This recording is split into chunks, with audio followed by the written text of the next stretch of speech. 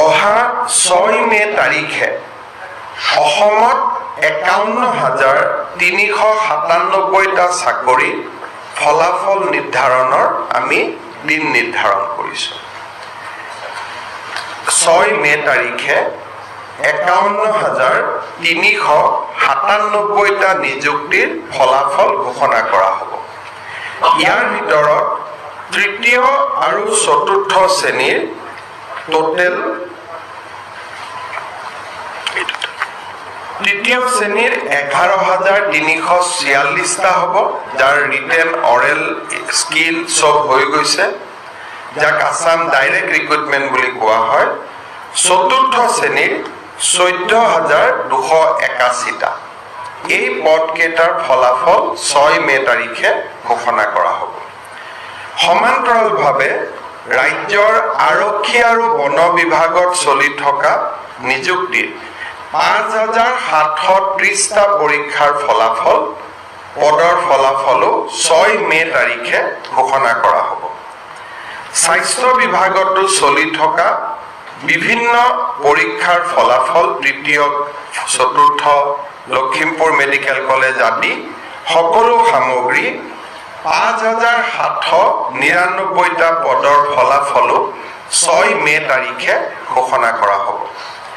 শিক্ষা বিভাগত 14,241টা পদৰ ফলাফল আমি 6 মে তাৰিখে ঘোষণা কৰিম। এই গোটেইখিনি যোগ কৰিলে 51,397টা পৰীক্ষাৰ ফলাফল আমি 6 মে তাৰিখে ঘোষণা কৰিম।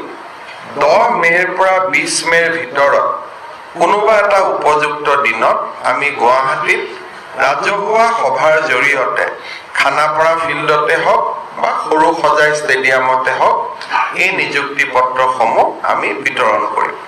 কেবিনেটে এইকাৰণে সিদ্ধান্ত লৈছে যে যোৱা কিছুদিন ধৰি প্ৰাৰ্থীসকলে ঘনাই ঘনাই সামাজিক মাধ্যমত কেতিয়া ৰিজাল্ট দিব এটা প্ৰশ্ন আনি থকাৰ কাৰণে আমি এটা ফ্লেট ডেট কৰি দিলোঁ যে 6 মে তাৰিখে সকলোৱে ৰিজাল্ট পাব আৰু 12, 13, 14 কোনোবা এটা ভাল দিনত আমি নিযুক্তি দিম। এই নিযুক্তিখিনি দিয়াৰ লগে লগে আমাৰ অসমত আমি ঘোষণা কৰা মতে চৰকাৰী চাকৰি নিযুক্তিয়ে 92,000ত ভৰি দিব। ইতিমধ্যে 42,600 দিয়া হৈছে, 94,000ত ভৰি দিব। 42,600 দিয়া হৈছে, 51,400 দিয়া হ'ব। গতিকে টোটেল 94,000ত ভৰি দিব, বাকী 6,000 থাকিব।